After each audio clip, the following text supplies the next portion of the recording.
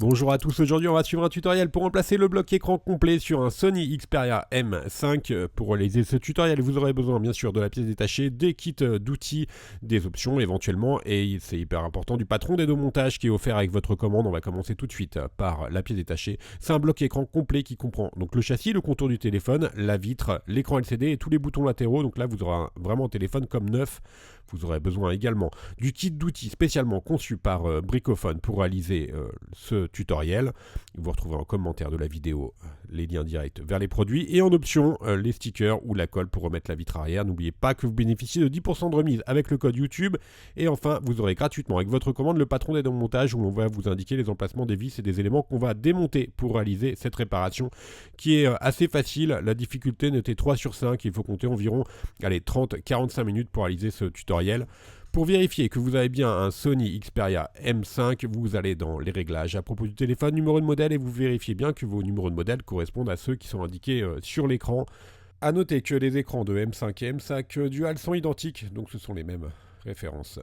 Avant toute réparation, bien sûr, on va éteindre le téléphone et on va enlever les cartes et rack SIM micro SD et le rack SIM. Maintenant, on va commencer par la partie où l'on va décoller la vitre arrière. La vitre arrière, elle est collée sur les contours. Donc la partie rouge que vous voyez, attention, juste derrière, il y a la batterie. On a deux méthodes pour décoller la vitre arrière, pardon. La première méthode, c'est d'utiliser un coussin chauffant qui est en option sur les sites internet. Vous passez le coussin chauffant pendant 1 à 2 minutes au micro-ondes et vous appliquez le coussin chauffant sur toute la bordure du téléphone. Cela va permettre de ramollir la colle qui est derrière et de pouvoir enlever plus facilement la vitre arrière. Ça, c'est la première méthode. La deuxième méthode, c'est de chauffer avec un décapeur thermique ou un sèche-cheveux pendant 20 à 30 secondes. Le décapeur thermique, pas à plus de 80-90 degrés, et faites attention à ne pas trop chauffer à l'emplacement que l'on vous avait indiqué tout à l'heure sur la partie gauche, là où il y a la batterie. Alors, on chauffe uniquement, bien sûr, les bordures. Le but, c'est toujours de chauffer pour ramollir la colle. En fait, c'est pas de la colle, ce sont des adhésifs double face qui maintiennent la vitre arrière sur le châssis. Et on va pouvoir maintenant, une fois qu'on a chauffé, appliquer la ventouse pour pouvoir insérer. On va tirer sur la ventouse et on peut insérer l'outil eFlex entre la vitre et le châssis pour pouvoir décoller la vitre arrière du châssis. La vitre arrière, elle est juste collée sur 2 ou 3 mm sur les bordures, donc ça s'enlève relativement facilement avec le bon outil. Donc on glisse entre la vitre et le châssis pour pouvoir enlever les adhésifs double face. On s'intéresse uniquement à la partie basse du téléphone pour l'instant. Si jamais vous voyez que vous avez un petit peu de résistance, tout simplement que vous n'avez pas assez chauffé, donc dans ces cas-là, vous n'hésitez pas à rechauffer avec le boudin ou le décapeur thermique ou encore le sèche-cheveux. On fait que la partie basse, encore une fois. Et une fois qu'on a bien fait la largeur du téléphone, on va utiliser la carte Bricophone que l'on va passer sur toute la largeur de la vitre arrière pour pouvoir enlever plus facilement d'un seul tenant toute la vitre arrière. Donc voilà, on a mis la carte sur toute la largeur et on va remonter la carte Bricophone jusqu'à la lentille de la caméra arrière qui est en haut. De toute façon, ça va s'arrêter tout seul. Voilà, jusqu'à là. Et à partir de ce point-là, on n'a plus qu'à relever la vitre arrière.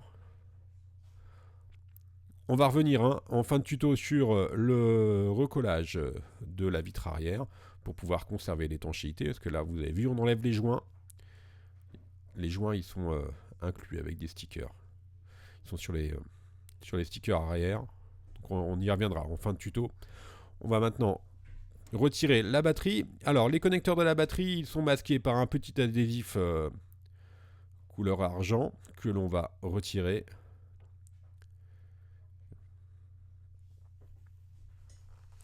Et ça laisse apparaître 3 connecteurs.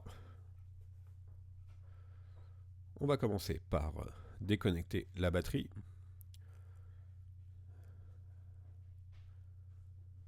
Ensuite, la caméra avant.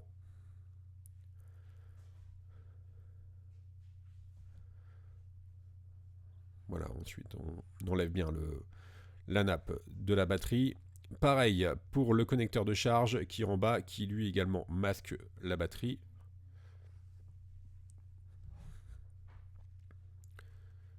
Une fois que l'on a enlevé ces 3 connecteurs, on reprend notre outil Flex et on va faire levier.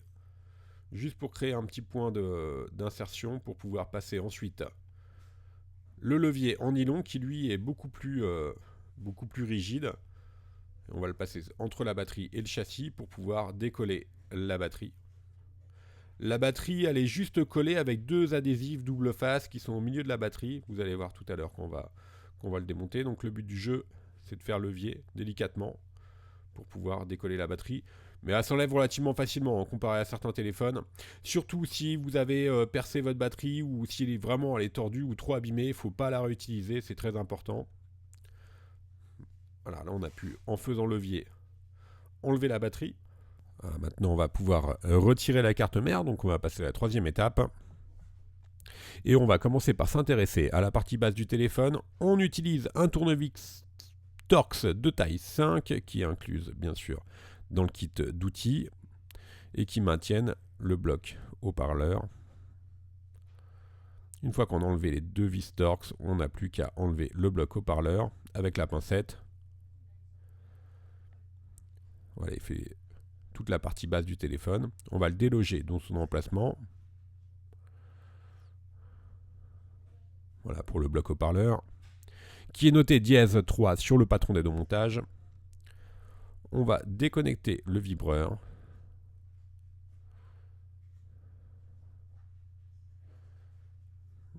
On enlève les adhésifs qui protègent les connecteurs. Et on va pouvoir déconnecter les connecteurs du LCD et des boutons latéraux, donc le volume, etc. Voilà pour nos 2 connecteurs. On va faire de même pour le connecteur de la prise jack qui est en haut. Et on retire le petit adhésif qui le maintient avec la pincette.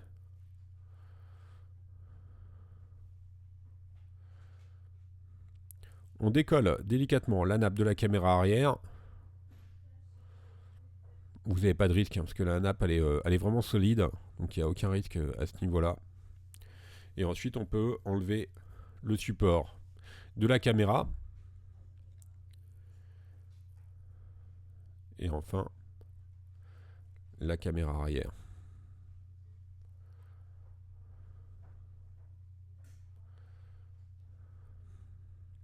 Le support a été noté dièse 4 et la caméra arrière dièse 5 sur le patron d'aide au montage. On prend un tournevis cruciforme et on enlève les 2 vis qui maintiennent la carte mère, qui sont sur le côté de la carte.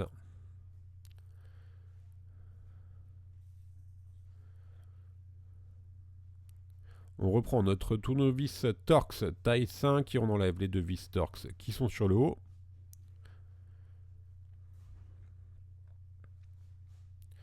Et maintenant on peut désengager la carte mère. Vérifiez bien surtout que vous avez bien enlevé vos racks, hein, SIM, etc.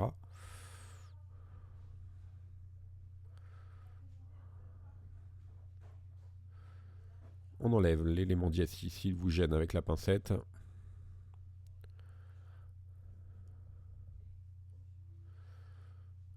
Voilà, il est légèrement collé sur la carte.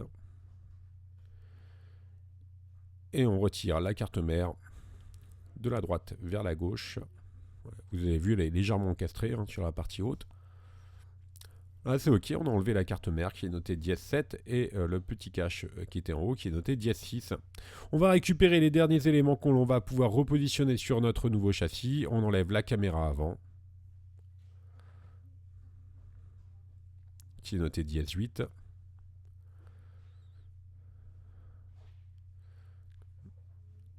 Il nous reste une dernière vis cruciforme.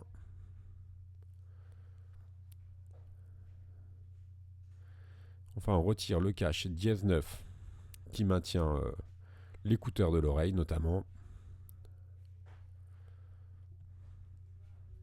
Alors c'est pas une réparation qui est hyper compliquée, hein, en fait, hein, sur le M5 comparé au M4 Aqua par exemple, qui c'est un petit peu plus long. Le cache de l'écouteur interne qui est noté dièse 9. Et enfin la prise jack que l'on enlève à l'aide d'un tournevis plat par exemple pour faire levier. Et on l'enlève parce que la prise jack bien sûr elle est encastrée dans le châssis.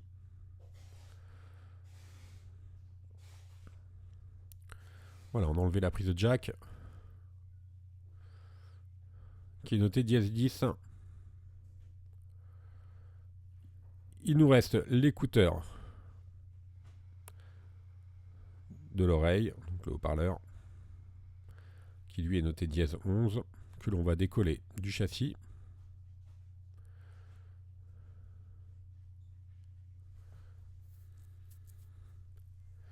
On retire le bloc haut-parleur.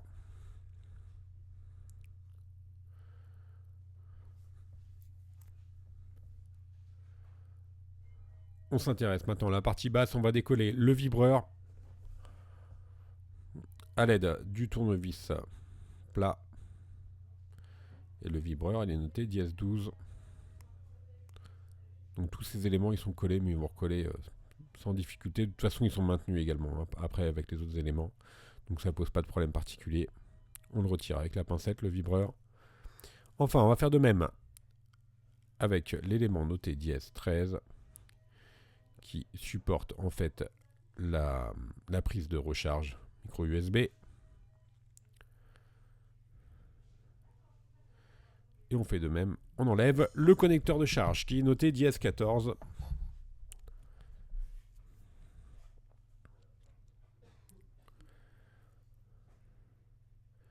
Et tous ces éléments, on va devoir bien sûr les remettre sur notre nouveau châssis. Le dernier élément, le noté dièse 15, qui est le support de la prise dock.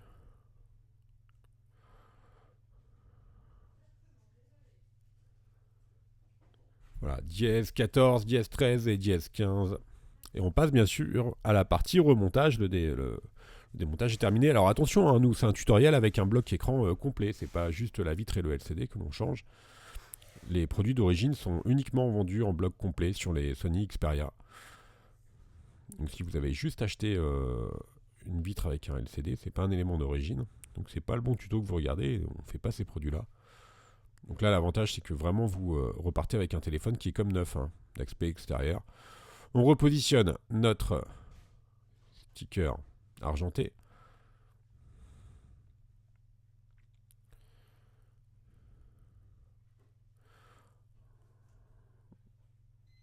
On remet le cache noté dièse 15.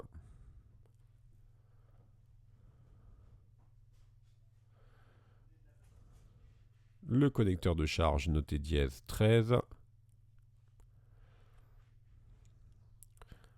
Avec le micro. C'est le support du micro qu'on a remis tout à l'heure.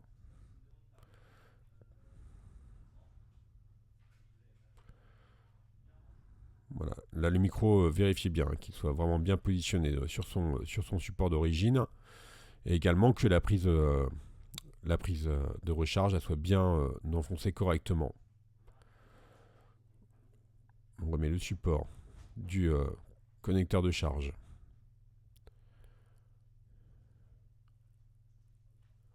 Qui va maintenir le connecteur de charge.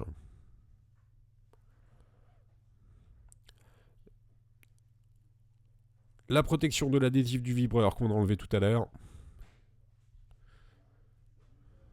On n'a plus qu'à repositionner notre vibreur.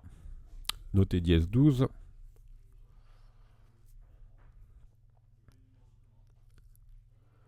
On enlève les protections de la caméra avant. Des capteurs.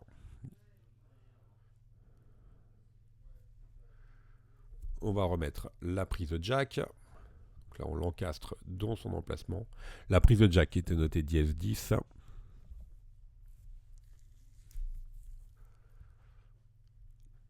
Le support de l'écouteur de l'oreille.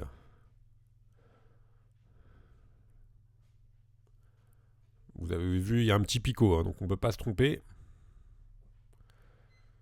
Et on va le replacer. Il va maintenir également la prise de jack, l'écouteur de l'oreille, noté dièse 11.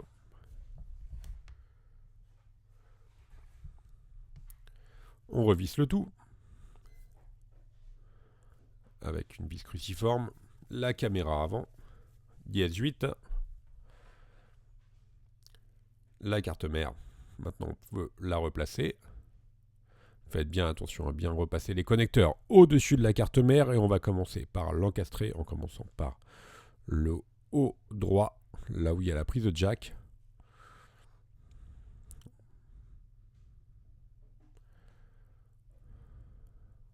Alors évidemment, il ne faut pas forcer sur la carte mère.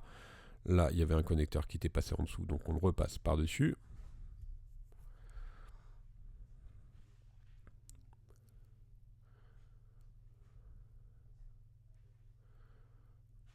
On refixe l'élément notier dièse 6 qui maintient le haut de la carte.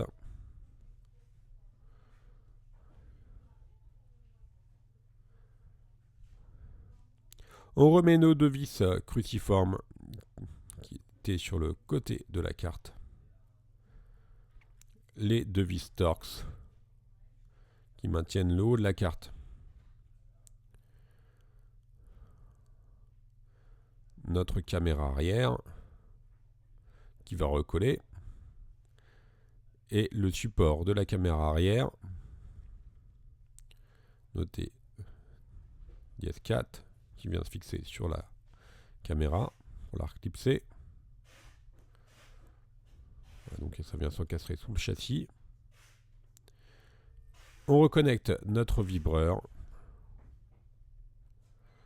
sur la partie basse de la carte. Donc là c'est assez simple, on a zoomé un petit peu pour que vous puissiez bien voir. Là c'est OK. Enfin notre bloc haut-parleur qui lui également se glisse dans le châssis, qui est noté dièse 3.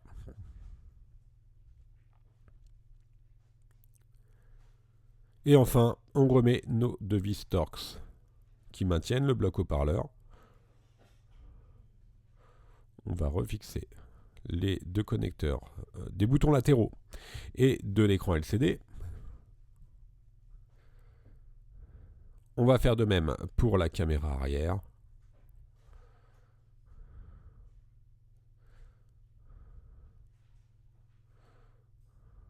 Là, on remet.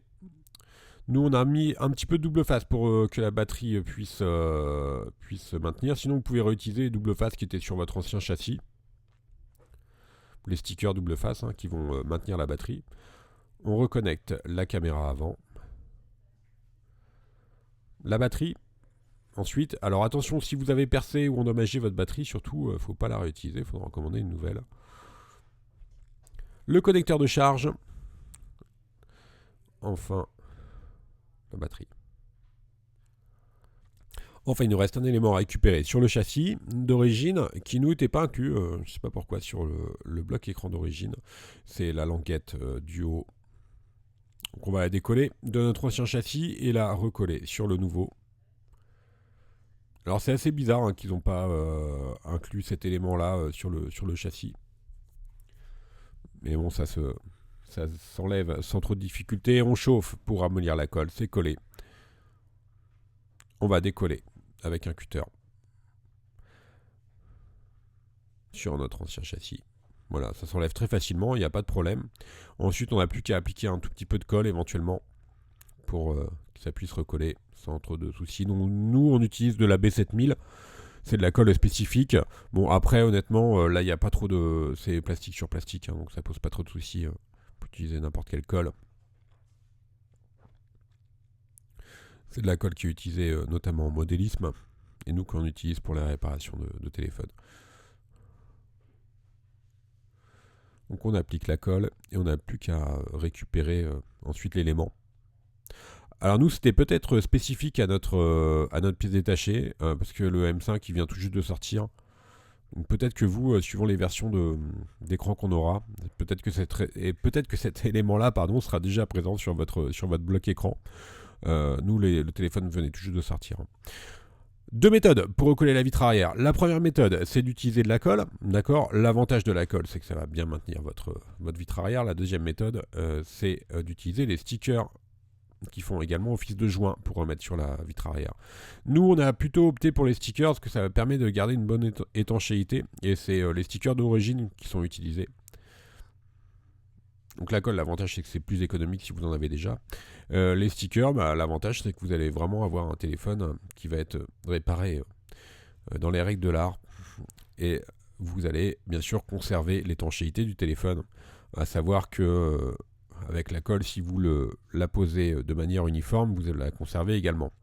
Ceci étant dit, donc nous on a nettoyé notre vitre arrière, notre châssis, on repositionne nos stickers d'origine sur notre vitre arrière d'origine, on enlève les protections des adhésifs une fois qu'on a bien appliqué l'adhésif sur la vitre arrière, et ensuite on n'a plus qu'à remettre notre vitre arrière sur notre châssis qu'on aura au préalable nettoyé bien entendu. Et on n'a plus qu'à faire pression après pour que les joints adhésifs fassent effet correctement. Et la réparation sera terminée. Voilà, donc là vous avez vraiment un téléphone qui est comme neuf. Est-ce qu'on a changé également le contour? Le tuto est maintenant terminé. N'oubliez pas que vous bénéficiez de 10% de remise avec le code YouTube sur notre site internet. On reste joignable par mail, par chat ou encore par téléphone si vous avez des questions pour le montage ou pour de l'aide sur le montage si vous avez acheté notre pièce chez nous bien entendu. Merci à tous d'avoir suivi ce tuto et à bientôt pour de nouvelles vidéos.